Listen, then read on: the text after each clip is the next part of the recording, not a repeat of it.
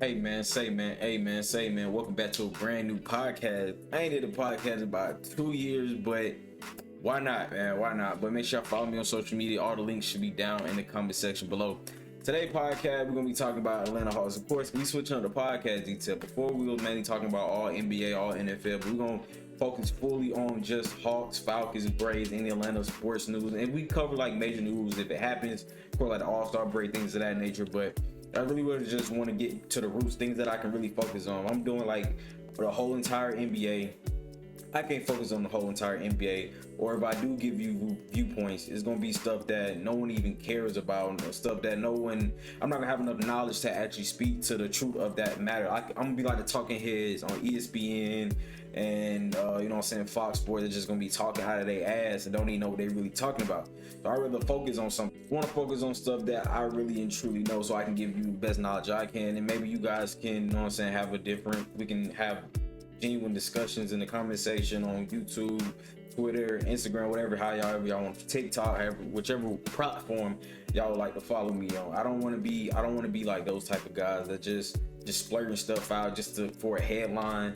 I just want to give genuine good information or good opinion that you may agree with, that you may not agree with. That's what discussion is for. I want to have Hawks fans, Braves fans, Falcons fans on the platform to have daily discussions about what's going on with the teams, how y'all feel about the team, players we signed, trades we make, players we didn't sign, players we didn't trade for, the organization, the stadium, even bring different aspects of the stadium, bring different aspects of going to games, park, just everything that's just related to Atlanta sports teams. That's what I really want to focus on. And again, we will be discussing other things, topics of such as NBA content, mainly focus on NBA right now because NBA is going on.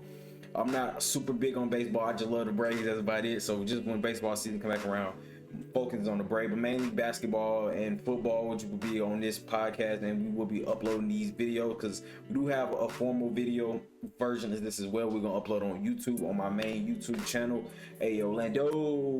But anyway, let's start the podcast. So again, if you want to be featured on the podcast, just hit me on Instagram, Twitter, YouTube, anything like that. I'll be happy to have you. If we can just have a good time and play, like to post episodes on Tuesdays, sometimes Mondays, depends on how much news is going on. If it just depends. But first, we're gonna start with my Atlanta Hawks. Let's just get right into it. Ain't no time for the discussion. Ain't no time for the yapping or the palate whacking or the chit chatting.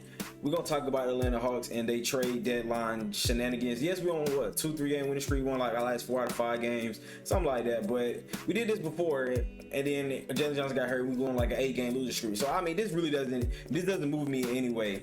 Caris LeVert doesn't move me. Bones Hyland didn't move me at the time we traded for, even though we did release him. And Hawks fans on Twitter trying to tell me Bones Hyland is the one, not the two. Boy, please, he got cut for a reason. He stinks. Terrence Mann is on one of the worst NBA contracts in the NBA. Yes, he's playing decent for us right now, but him and Dyson Daniels is basically the same player, but Dyson Daniels is 2, 3, 4, 5 times better than him. Let's just be honest with what I said. We traded Bogey, we gave up 3 for second round picks. I think we don't even have that many picks, so we traded all our picks to San Antonio. I mean, the DeAndre Hunter trade, I'm not mad, don't get me wrong. I'm just mad at what we got back. We got 2 first, but it's going to be 2 shitty first. Cleveland is going to be probably good in the next 3 to 5 years, depending on how their salary cap situation is. They're going to be good. And I swear to Jesus, I have never seen this. I have never seen this a day in my life. We got the worst pick of the worst pick from the Jazz and the Cleveland Cavaliers. Never seen it. Never. It's awful. It's disgusting. I literally ill. And then y'all see the dude from Twitter when he reported the Hawks are giving. We're giving 3 seconds. He had to put giving in all caps for fans to know that we were the ones giving the 3 second round picks for Bogey. Not we was getting 3, or we was getting 2 or 1, or we gave up 1. But we gave them folks 3. Like, bro, I understand, bro. It's part of stuff on the back end we can't understand. I'm gonna get into some of the things that I've seen on Twitter or Instagram about people saying that what we should have or why we did what we did. But first, we're gonna get the DeAndre Hunter trade. Again, I'm not mad that we traded DeAndre Hunter. He's having his best year. His value is gonna be more higher than what it is this year. We have seen it so many times with Falcons and Hawks players. Vic Beasley, for example, he had that great sack season. I think teams were offering 2 first-round picks with Vic Beasley, from what I heard. We didn't trade him. Matt Ryan, love Matt Ryan to death. People offer first-round picks for Matt Ryan. You know, we still got a second-round pick out of Matt Ryan. But he was off first round picks from that round, didn't trade when we should have traded. Julio Jones, another player we could have got. Like, it's the same thing with Hawks as well. We keep players for too long. We had Kevin Huerter, we probably traded at the right time. I feel like Kevin Huerter traded at the right time. Bogey, we could have traded Bogey last year instead of going through all this. Maybe we never had a first round pick, number one pick, who knows? But we could have traded Bogey last year. Probably got our first round pick for Bogey last year. 6 man a year contender last year. So it's just the Hawks does this thing where they keep players for too long. They really, Hawks and the Falcons have the bad or very, very, very, very, very, very bad. And I feel like they're gonna do this with Kyle Pitts too. He clearly doesn't want to be in Atlanta. He doesn't. That's discussion for another day. But we keep players for too long. I don't understand. Josh Mills, we kept him for too long. Paul Millsap, we keep players for too long without trading them at their peak value. So I am happy that we traded. I'm not gonna say I'm happy to trade DeAndre Hunter because of course I want to keep him keep him building contention around the team. However, who we traded to and what we traded him for is what irks my nerves. We got. First, we're gonna talk about the picks first. Let's talk about the picks first. We traded for 2 shitty first round picks. Let's just get it out of the way. They're god awful first round picks. They're disgusting first round picks. It's gonna be late 20s. I know we needed some type of draft capital, at least something, to maybe make trades in the future, to flip assets. Okay, cool. But Cleveland's gonna be good next 3 to 5 years. Unless Donovan Mitchell just decides to leave. I think he just re-up. I can't remember for sure. If Donovan Mitchell decides to leave, Evan Mobley gonna be on his rookie extension. Darius Garland's still there. Jared Allen on one of the best contracts in the NBA, but his big extension kick in next year, I believe. I think go from 20 to 28 million, I believe. But I mean, 2 shitty first. We couldn't trade him to like OKC with all them first they got over there. I know some of their first aren't that great. Maybe that Philly first may be good this year. I don't think it's top 10 protected, but that may be a good pick for us. It's other places I feel like he could have went to that could have got more. We could have got maybe a couple more seconds out of something, man. You know what I'm saying? Or one without. I think those picks already had protection on them, so we didn't really have instead of the double protection out. Like, come on, bro, double protection on one pick. For a team that's already good and a team that's shitty, of course, the Utah's going to get the best. The Cleveland's going to get the best pick from the Utah trade, and Utah will probably get Cleveland. And I don't even understand how this whole conundrum even works. I honestly do. I have no idea how this conundrum works. It makes my brain hurt. It really does. I just know we're not going to get a good first round pick out of it. And let's talk about the contracts. Lord have mercy, these contracts. Caris LeVert contract is up after this year. He has been playing pretty well. I feel like Caris LeVert has really changed his career around from what he used to be in Brooklyn with just a score first mentality type guard. 2, not a good enough playmaker, play the point guard, not a great defender really at the 2, not a great initiator, but he can get buckets when you need him to, but shouldn't be in your starting lineup. Should only be playing about 20-25 minutes a game, but he can get buckets, can't go off versus a team like the Hawks. So I understand the purpose of trading for him because you still want to be a decent team. You still want to, you know what I'm saying, put fans in the stands. We won't get to that at another point in time as well. But the George Niang, I know they had a match salary cap, but I feel like, I don't know, man. George Niang still has 3 more years left on his deal, 2 or 3 more, and his contract is awful. I understand we need help. We don't have Larry Nance is out for a foreseeable future. I think 4 to 6 weeks. Jalen Johnson out for the season. We got rid of David Roddy. We really don't have another forward that can play forward. Besides, we got Zachary Richardson. We got George Niang. Caris LeVert can play the 3, but he can play. He can guard up a little bit. He can play the 3. Again, he had a way better year. I know Cleveland fans hate it. He left. He basically, maybe besides Isaac Crow, he was the best POA defender, which is and this is another thing I want to do about the podcast. I want to put people on new lingo. He was their best point of attack defender. So basically, the point attack defender, of course, is a person that's guarding the ball handler, and most likely in the pick and roll situation. He's guarding the ball. He's hounding the ball defender. Not necessarily the best ISO defender, but he's their best POA defender besides Isaac Okoro. He can get over the screens. He can hound the defender. He's a little more versatile, like a Dean Wade, for example. Dean Wade and DeAndre Hunter are more like forward guard. They're gonna guard like the bigger forwards. They're gonna guard like the Jason Tatum, or even like the bigger guards like James Harden, Luka Doncic. They're more guarding them, but the quick, speedy guards. You want them quicker guys. You want Isaac Okoro guarding a Darius Garland, Donovan Mitchell, or Trae Young. Like, you want them type of guards. Like, you have different type of defenders. Now you have some defenders who can do it all. Derek White, Drew Holiday, just to name a few that can do it all. Alex Caruso, Jalu Dort. Like, those dudes can guard everybody. They can guard 1 through 4, sometimes 1 through 5, like J-Dub. But you know what I'm saying? I feel like every team should have somebody that can be like a more of a point of attack defender that can guard the guards, and then more like a wing defender who can guard like the bigger players, or like LeBron James, Kevin Durant. You know what I'm saying? The bigger forwards, you know, that you may have able to guard. Anyway, get off tangent. The Karis LeVert, yeah, he's been a good POA defender this year. Great, he's shooting the lights off this year. Another player like DeAndre Hunter, again, why I understand why he's been hurt, how he got traded, is because he's been hurt a lot. This is his first. He hasn't been healthy this year. He been healthy lately since he's been back. He's been playing back to backs. They keep him on not a minutes restriction per se, but he doesn't play 30, 40, 50 minutes. He don't play like 35 minutes a game. You know what I'm saying? He don't play high 30. He play high 20s, high to low 20s a game. He's not playing, if it is like a close game, he gonna play low 30s, but he's not playing crazy amount of minutes. But he doesn't have to with Cleveland. You know what I'm saying? Of course, but right now he does, because Dean Wade and Isaac Carl was out, so of course he's gonna be playing more high minutes. But I feel like this is just give him time to get acclimated to the team. However, with the Hawks, having Karis LeVert gives another POA defender. I'm gonna get on that. Have another ball handler that we desperately need with Kobe Buffkin out, and Vic Krejci out. I mean, he not Vic Krejci, but Kobe Buffkin really ain't shown me nothing. He hasn't shown me anything from summer league to. He just hasn't shown nothing. I don't know if he doesn't have the confidence. I don't know. He just hasn't shown nothing. Just nothing. But I still have hope for Kobe Buffkin or what he can be. Like, I can feel like he can be not a Jalen. No, he can not as good defensively. Jason Jalen or the offensive game. But maybe like a better playmaking Alex Caruso. I mean, I don't know, man. A poor man Jalen Suggs. That's what I'm really hoping. A poor man Dyson Daniels. That's what I'm with a better playmaking than all those guys. That's what I'm still hoping out of Kobe Buffkin. Still got 2 more years left on Kobe, 2 or 3 years left on Kobe. Hopefully he can come around, but I just haven't seen the growth from Kobe Buffkin that I would like. And he has been hurt. I know the injuries hurt. The injuries have really been hurting his development real bad. Just like Jalen Johnson. I feel like he was taking another step this year before he got hurt. He gets hurt again on another season in the injury. Now, if the Hawks was good, maybe he would have opted not to get surgery, but who knows? That's another discussion for another day. But I hope he does come back very soon. But yeah, Karis LeVert having a great year shooting, defensive wise, playmaking wise. He just hasn't been that healthy. So are we gonna bring back free agency? I don't think Karis LeVert want to come bring back unless we give him a bag. But if we give him a bag, what's the point of trading Bogey? You know what I'm saying? Like, I know Bogey probably his last legs, but at least Bogey was a hometown favorite. So if you bring Karis LeVert back for what 15 to 18 mil. Bogey was making 18 mil, 15, 18 mil. So like, I would just rather have Bogey restructure the contract. But Karis LeVert, we can still flip his contract though. So, and he's a better defender than Bogey right now. He's having a career year right now. But is this just an anomaly type year, or would this happen again? Who knows? I don't know. But we'll see what that happens situation. Maybe he'll walk in free agency. I don't think he'll come back. I think he'll probably even want to go back to Cleveland. Honestly and truly, like he really loved playing there, and the team really looked sad when they lost him.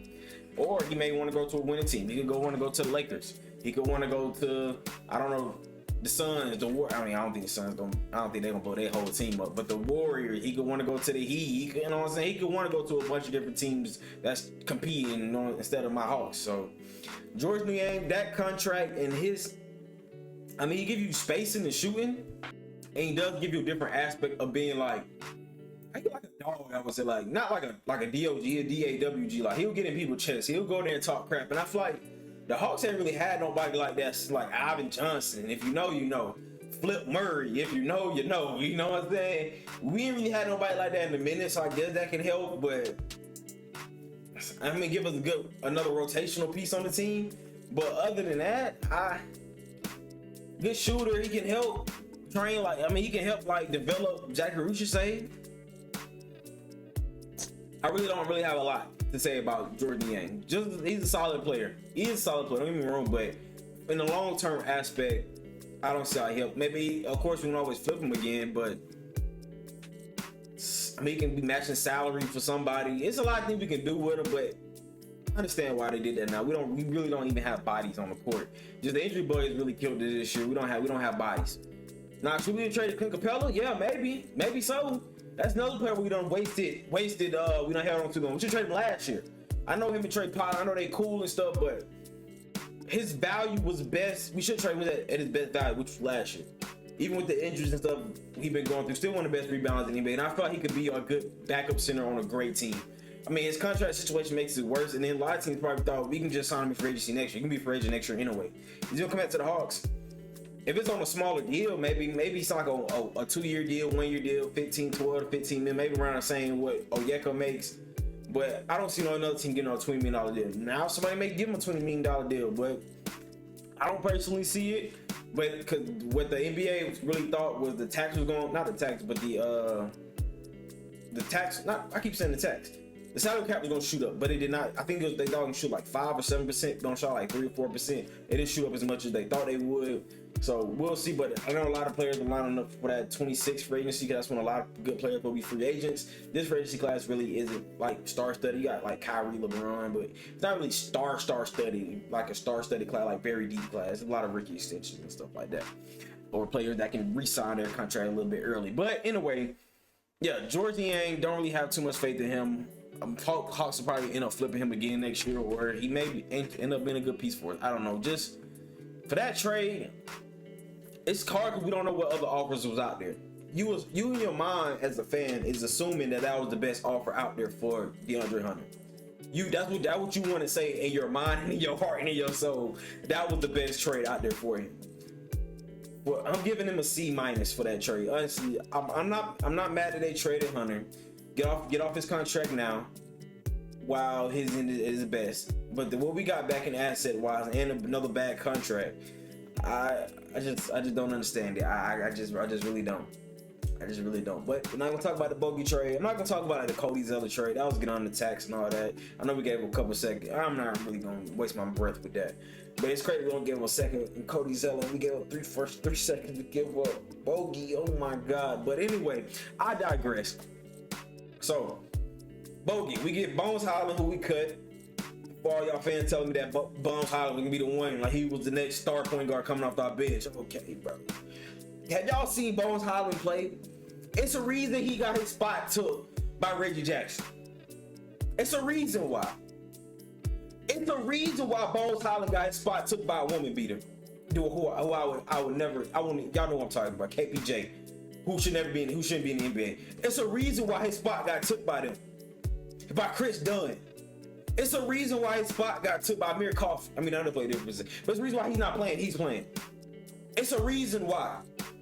It's a reason why Denver didn't want to keep him on a rookie contract when they was already in the luxury tax. It's a reason why they kept a 30-something-year-old Reggie Jackson over him.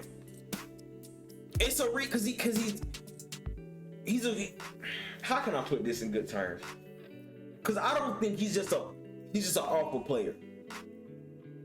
He doesn't fit the team morality. He doesn't fit the team aspect of what's going on. He can score. Don't get me wrong. He can score.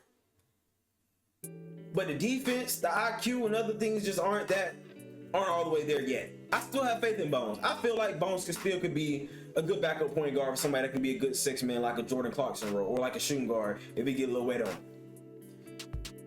But y'all acting like Jordan Clarkson is the second coming of Lou Williams, the second coming of Jamal Crawford. Money, like y'all just gassing my boy. And no, he couldn't get minutes over there in them other teams. What makes you think he's finna get minutes over here? Where's the process? Where is the process? I don't understand. But Terrence Mann, one of the worst contracts in the NBA. I'm trying to be positive, but he is one of the worst contracts in the NBA. I'm surprised the Clippers was able to even get off that contract, but they was able to because they finessed us, and they got Bogey back in return. Great shooter, as long as he can stay healthy, he's gonna be the great next Norm Powell, James Harden, and Kawhi Leonard. He's gonna be great. But the two running, bring the ball to the court, kick it out, Bogey, Green in your mouth, talk your talk, Serbian. But us, yeah, let's get Terrence Mann, who has 3 more years left on his deal, making awful money, and 3 years less than Bogey. He gonna be 32 when his contract up. Oh, okay. Don't forget Terrence Mann was an older rookie. Don't forget about that. No disrespect to Terrence Mann, but he had that one good playoff series versus Utah, and he just finagled everybody. He's a good defender, but he couldn't get playing time either with the Clippers. He couldn't get playing time either. Amir Coffey took his spot. He couldn't get any playing time. So remember that. But we're gonna be giving. I mean, don't get me wrong. He's been all right with us, but at the end of the day, he's gonna be redundant with Dyson Daniels. But the difference between Dyson Daniels can go get a bucket if need be. He can get that little floater. He can't shoot, but Terry Man can't. Terry Man is decent. He's a good rebounder for a guard/forward. I mean, we got two good big men. I'm not talking crap about Clint Capella, but we got two good big men. I mean, I guess we just need NBA bodies out there. Really, we just need NBA bodies, but I mean, that's just real redundant. It's just real redundant. And who Trey, when Trey break down the defense, you got Terrence Mann over there on one side, 20-some% 3-point shooter, low 30s. Dyson Daniels, low 30s. Georges Niang over there in the corner, kicking to George, kicking him on top of the key. And then you got Clint Capella down there, Onyeka down, double O down in the paint. Onyeka can space the floor. He done hit a couple on this shit. Don't get me wrong. He done got that little shot down, but I mean, yeah, know what I'm saying? I got faith in my boy. But team gonna leave him open though. They'll give up that in a Trae Young drive or Trae Young flow or a lob to him. They'll give that up 10 times out of 10. I'm the defense. I'm letting Terrence Mann shoot. I'm letting Dyson Daniels shoot before I give up something for my boy Trey. Georges Niang, we're gonna hold on to him. We're gonna just stun at him. Cause he ain't gonna take nobody out of the dribble. We're just gonna stun at him. So I know losing Jalen Johnson really hurt, but I mean, come on. We got Georges Niang, Terrence Mann on offer contracts we going again. So I understand the argument some Hawks fans make. We're gonna have salary cap. Yeah, we're gonna probably about 30, 35, low 40s even. We're gonna bring Clint back. But what we gonna do with it? Let me know. Let me know what we gonna do with it. This free agency class sucks, by the way. Still gotta pay Georges Niang still.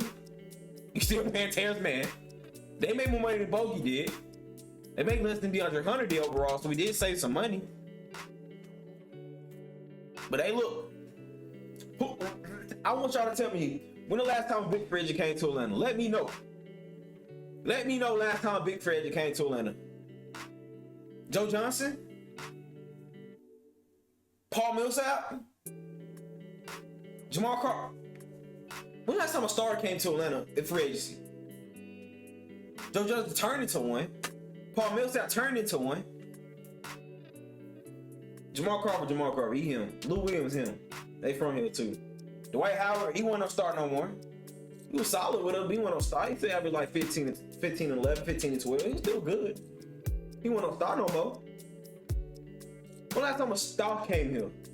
It was surprised we traded for Bogey, honestly and truly. We don't do trades like that. Good players, good young players. We don't do trades like that. We don't do as a Hawks fan. You got it's stuff can change. Cause look at the Falcons. Falcons usually never get good stars. What we do with old washed up stars. No offense, Steven Jackson. We got an older Steven Jackson. No offense. We did get Michael Turner though. Michael Turner was solid. Michael Turner was great. But usually if I can get like John Abraham was good too. But we get like older Adrian Claiborne, even though he had that one great game with us. He had like 5.5 or 6 sacks on crazy. I'm gonna put the record. But we get older players. Besides Jesse, and but recent change with Jesse Bates coming, Matthew Judon and Jesse Simmons got off him. But we're not gonna talk about them. But big free agents just don't come to the Hawks. Either they sign them and stay here. They got folk that live out here and they don't want to come out here and deal with that. And we already heard bad stuff about organization. I know we done changed a lot with the you know what I'm saying, the GM situation and all that. So that may change having Kyle Korver, Landry Fields up there and stuff like that, having former players. But when Danny Ferry and the boys was here, Jeff Teague exposed them for all the racist comments they was making and all that type stuff. Yeah, it was happening. The players talk to each other. They do. Why would I want to come to Atlanta when I can go somewhere else? I ain't got to deal with no drama. My baby mama or my side, stay there. Why would I want to come there when I can go here? Just saying. Think about it. Name me another time big free that came to Atlanta. Paul Millsap, Joe Johnson, Jamal Crawford, Lou Williams. And I think we traded for Paul. We traded for one of them. I think so. I can't recall, but I think we traded for one of them. If not, the big stretch we ever had, Joe Johnson, he wasn't even a star. He became a star when he got here. So all y'all people talking about cap space. Who? We're gonna use the MLE on somebody. Yeah, okay, that's gonna keep Trae Young here. That's gonna make Dyson Daniels want to come back. That's gonna keep Jalen Johnson signed extension. My boy ain't going nowhere. That's gonna keep our young players. That's gonna keep Zachary Richardson here if he turn out to be something. That's what's gonna keep them there. I'm just saying, honestly, if we just being truthfully honest, I never want to see my boy trade ever. But you should have traded San Antonio instead of letting him get the Aaron Fox and get some of the first round picks back. If you want to be honest. But I mean, we gotta put butts in the seats. No Jalen Johnson, team would have been god awful. But you could have got your picks back and rebuild through Zachary Richardson, Dyson Daniels, Zachary Richardson, Jalen Johnson, rebuild through the young guys. We probably could never got Castle, but we probably could have got somebody over there we could end up flipping. You know what I'm saying? Even though I don't ever want to see Trey get traded. Never, unless it's for like Luka, Shea, anybody like that. Don't want to see Trey get traded. But it is what it is. At the end of the day, we made the trades. Trades aren't the smartest to me. I feel like we could have got more, could have traded other things. Don't know why Clint Capella is still here. I know you want to play with a good team. I don't blame him. Why not? But the team is what it is, man. But all you people keep talking about cap space is cap space that, cap space this. Cap space where? Where? Definitely bring that Karis LeVert. We ain't gonna have no cap space. Still ain't. Jalen Johnson extension kick in. What cap space, gang? We got somebody almost on the max deal and Jalen Johnson making 30 mil. Trae Young on the max. What cap space, gang? What cap space, gang? Let me know. Oh, yeah, can making decent money for a backup big. They probably end up bringing Clint back. I hope not. But they probably end up bring Clint back. We gotta fill out the roster. We still gotta fill out our roster. One bad thing about having a small guard as your best player, you gotta put a lot of great defenders around. And that's what the Hawks try to do this year. Everybody end up getting hurt. We got no offense. Offense stinks. Trey be out there, people like, oh, Trey, you so efficient, he shoots so bad. Yeah. Who setting up plays for him? Jalen Johnson out. Bogey done had a bad year. DeAndre Hunter was stupid. He can't play high 30 minutes points a game. That's what saying all the way there. He done had a couple good games this year though, but he ain't all the way there yet. Dyson Daniels really ain't no playmaker. He gonna get them little floaters and stuff like that, but we don't got nobody else on the team that can create a double team, that can demand a double team. Hawks ain't never had nobody like that. Dejounte wasn't commanding no double team. That trade still come back to bite us in the butt. I still like Dejounte though. Hopefully he get better soon. Where Trey Johnson never played nobody can create a double team. Curry had KD. Curry is bigger than Trey, but you know what I'm saying? Isaiah Thomas had Joe Dumars. You know what I'm saying? He had other, you know what I'm saying? These small guards that was like the best player, one of the best players on the team, had other players. Kyrie, LeBron. Kyrie, Jason Tatum. Jason Tatum probably won't command double team just yet, so I'm gonna say that. Even if you go with not so smart, Russell Westbrook, KD, Paul George, James Harden, Chris Paul, James Harden. Chris Paul, David West. He won't command on double team, but you had to show some attention down there, David West. Peja Stojakovic on 3-point line. Think about it. Other people had to command your attention. That one year we made it to East Coast Finals, everybody was just clicking on all cylinders. Everybody was just clicking. Lou had to get your attention. Bogey had to get your attention. Kevin Huerter had to get everybody had to get your attention. That was the difference. Everybody was just clicking that year. We had a good balance between scoring and defense. We had a good balance that year. Stretch shooting. We had a lot of flexibility. Collins could play up to the 5. Not versus everybody, but he could play up if need be in spot minutes. If need be. This team now has no flexibility. Has no lineup flexibility. None. We really didn't have none before. We tried to adjust at the 5. It's some good offense, but defense just. Hunter could flex up to the 4. But Zach Richardson, he's too small right now. He's not big enough yet. Dyson Daniels can guard 1 through 3. I've seen guard a couple forwards before. The quicker forwards that can handle the ball, as long as they're not too strong. Krejci, he's a good team defender, not a good on-ball defender. We don't have people that can flex. That's one thing that's always been hurting the Hawks. Probably since I said the Hawks really ain't had line of flexibility since they had like Josh Church, Marvin Williams, that team with all them athletic forwards where the people can guard different positions. We since Mike Woodson was the coach, really. I mean, but we was still with Jeff T, Kyle Korver, DeMar Carroll, Paul Millsap. Like, we could do some line of flexibility with that. Actually, we could. Let me not lie. That team had a little line of flexibility. Because you can put Carroll at the 4, you can put Paul Millsap at the 5, Al at the 5. Kyle can play the 3 or the 2. I can't remember who all else was on that team. But Jamal, I don't think Jamal's on that team no more. Yeah, was Lou on that team? Lou may have been on that team. Maybe not. I don't know who else was on that team. Can't think off the top of my head. Now, Lou was with the Clippers then. No, he wasn't on the team yet. But we had some line of flexibility with them teams. But this team, since the last 4 or 5 years, we just haven't had any lineup flexibility.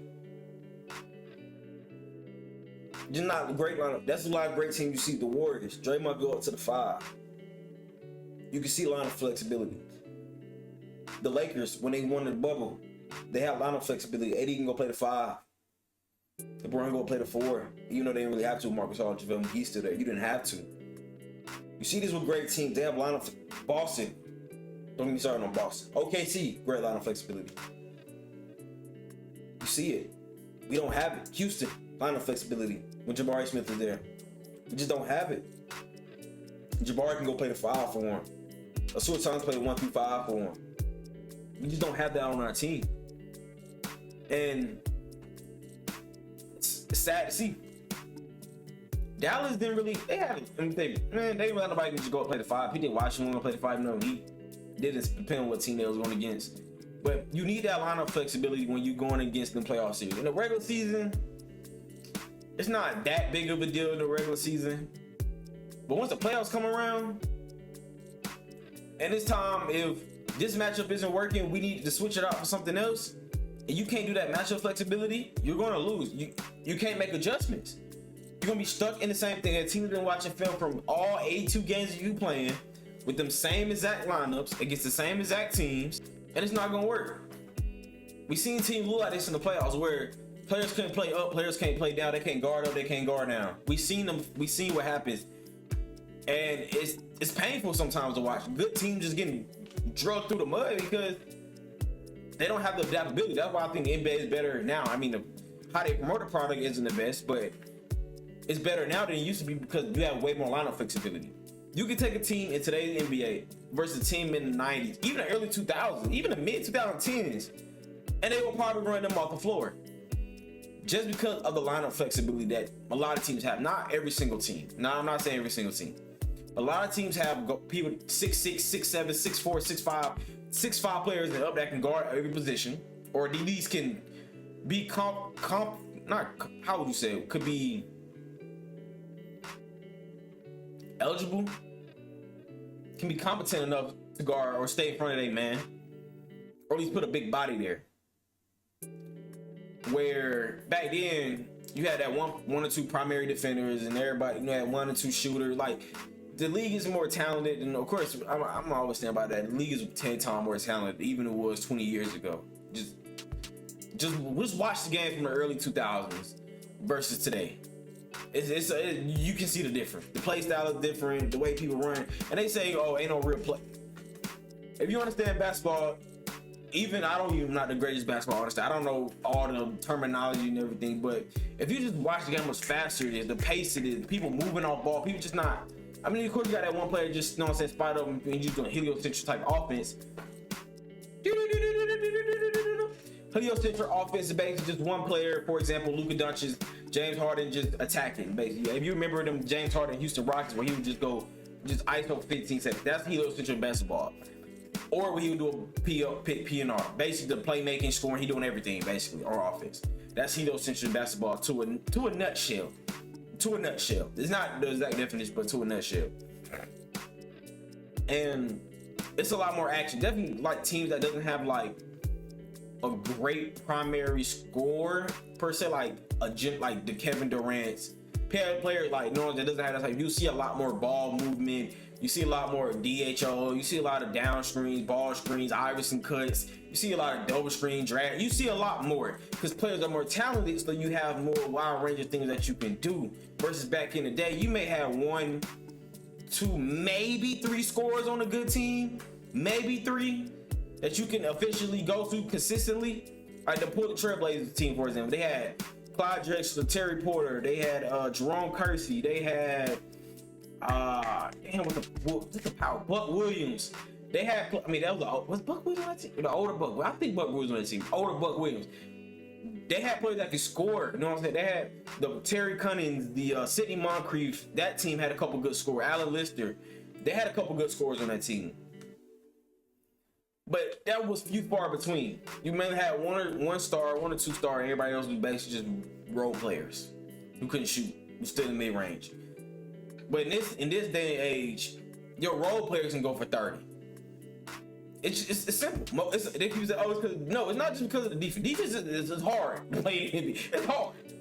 Just go to your local rec league. You can see versus 20 years ago. You just see how much more space in there is when you have a great player on the court. If you have, so it's either you have a great player and space around that great player, LeBron James, i.e. Luka Doncic, i.e. You know what I'm saying? Or you either have that great player with spacing around him, or you have a team with a lot of movement, or you have a team like the Warriors who do a little bit of both. Who do more of the movements, like even with the great player like Stephen Curry. Curry really not an ISO scorer per se. Well, Kevin Durant got there, that's why our team's unstoppable, because you can get a ball to Kevin Durant in the pinch, he go get a bucket. I digress. What topic was I on? The Hawks. Yeah, the Hawks. We don't have lineup flexibility. We haven't had it in years. And I don't see how we can fix it. That's why the Dejounte Murray and Trae Young thing, which I understood in principle, have 2 good guards that can handle the ball, Dejounte Murray. But realized Dejounte Murray wasn't the good defender we thought he is. He is still a good playmaking defender. He'll get turnovers, 4 turnovers, getting your chest. But he's better guarding guards, not shooting guards, small forwards. He's not that. But yeah, those are the trades, man. Don't love them, kind of hate them, but it is what it is at the end of the day. Some of the things the Hawks need to do, they really need to take a deep look in the mirror. They really do, and figure out what is the plan for this. I feel like right now we don't have a plan. Like we're trying to still be good, but we're trying to be bad, but we don't have our picks, so we can't be too bad. It's like we don't have a plan. And I feel like we really do need a plan, or get some people in our front that has a plan. Now if they do, we're gonna see how this turns out next 2, 3. Maybe this may be a 5-year plan for the Hawks. Maybe they really think not bringing Trae Young back. Who knows? But without not having our picks, I don't understand the point of not bringing him back. Might as well just offer him as much money as we can, then we get our picks back, then we trade him. Even though I don't want to see him go. I don't. But welcome back on this podcast and stuff. Hawks, I'm gonna try to drop episodes every Monday or Tuesday. It should drop Tuesday. Hey man, say man, tap in for more. Make sure y'all follow on social media. All the links should be down in the comment section below. Have a good day.